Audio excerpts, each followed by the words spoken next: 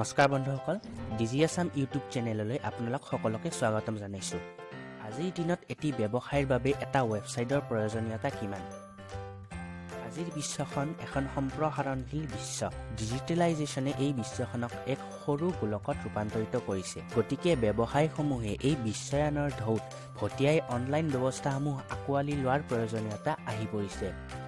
কিন্তু কেৱল Facebook, LinkedIn আদিৰ ওপৰত ভিত্তি কৰি এটা ব্যৱসায়ক অনলাইন পৃথিৱীত আগুৱাই নিয়াটো সহজ নহয়।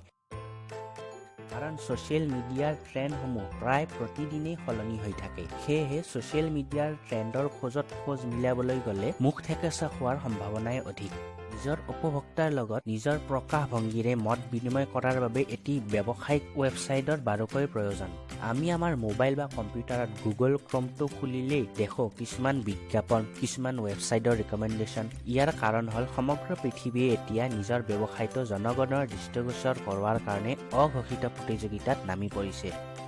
এটি সমীক্ষাৰ মতে ভাৰতবৰ্ষত 3 ঘণ্টা 45 মিনিট ধৰি ছ'চিয়েল মিডিয়াত এজন ব্যক্তি সক্ৰিয় হৈ থাকে। গতিকে এই সময়ছোৱাত তেওঁৰ দৃষ্টিগোচৰ হ'ব পৰাকৈ এটি 24/7 সক্ৰিয় ৱেবছাইটৰ বৰ প্ৰয়োজন। এতিয়া ধৰা হওক, আপুনি এখন ইলেক্ট্ৰনিক সা-সামগ্ৰীৰ দোকান দেখিলে তাৰ পৰা অনুপ্ৰাণিত হ'ল। সেই মৰ্মে আপুনিও প্ৰতিযোগিতামূলকভাৱে তাতকৈ ডাঙৰ এখন ধুনীয়াকৈ দোকান খুলি দিলে। ইয়াৰ ফলত আপোনাৰ তুলনামূলকভাৱে অলপ বেছি লাভ হ'ব সঁচা, কিন্তু আপোনাৰ বজাৰৰ পৰিসৰটো সীমাবদ্ধ হৈ ৰ'ব। তাৰ পৰিৱৰ্তে যদি আপুনি দোকানখনৰ সমান্তৰালভাৱে ৱেবছাইটৰ ওপৰতো গুৰুত্ব দিয়ে, তেতিয়া আপোনাৰ দোকানখনৰ প্ৰচাৰ স্থানীয় অঞ্চলটোৰ উপৰিও আন ঠাইসমূহতো সম্ভৱ হৈ উঠিব।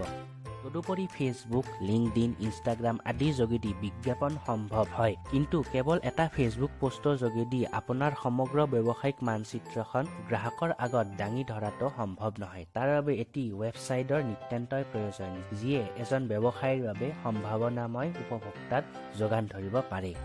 আমি সকলোৱে bewakoof.com-ৰ নাম শুনিছোঁ বা তেওঁলোকৰ ব্ৰেণ্ডৰ কাপোৰ কানি ক্ৰয় কৰিছোঁ, কিন্তু তেওঁলোকে নিজৰ ব্যৱসায়ৰ আৰম্ভণিতেই কেৱল মাত্ৰ ফেচবুকৰ যোগেদি প্ৰচাৰ চলাই যোগাযোগৰ বাবে দুটামান ফোন নম্বৰ দি থোৱা হ'লে আজি ইমান ডাঙৰ এখন সাম্ৰাজ্য গঢ়িব নোৱাৰিলেহেঁতেন। ইন্ধন যোগাইছে তেওঁলোকৰ ধুনীয়া ৱেবছাইটটোৱে। তদুপৰি এতিয়া ডিজিটেল ইণ্ডিয়াৰ যুগ। অনলাইন পেমেণ্ট কৰাটো মানুহৰ চইচ হোৱাৰ লগতে কিছু ক্ষেত্ৰত বাধ্যবাধকতাত পৰিণত হৈছে। গতিকে এজন ব্যক্তিক সঠিক বিজ্ঞাপন শৈলীৰে নিজৰ ব্যৱসায়ৰ উপভোক্তা কৰি তুলিবলৈ অনলাইন পেমেণ্টৰ বাবে কেৱল গুগল পে' বা ফোন পে'ৰ ওপৰত নিৰ্ভৰশীল নহয়, এটি বিশ্বাসযোগ্য অনলাইন ব্যৱসায় গঢ়ি তুলিবলৈ ৱেবছাইটৰ বৰ প্ৰয়োজন হৈ উঠিছে। যদি ভিডিঅ'টো চাই ভাল পালে তেন্তে ভিডিঅ'টোত এটা লাইক কৰি দিব। যদি ভিডিঅ'টো সন্দৰ্ভত কিবা সুধিবলগীয়া থাকে তেন্তে কমেণ্টত জনাব। ভিডিঅ'টো নিজৰ বন্ধুবৰ্গৰ মাজত শ্বেয়াৰ কৰি দিব আৰু ভৱিষ্যতেও এনেধৰণৰ ভিডিঅ' চাই থাকিবলৈ ডিজি আছাম ইউটিউব চেনেলটো ছাবস্ক্ৰাইব কৰি দিব আৰু বেল আইকনটো প্ৰেছ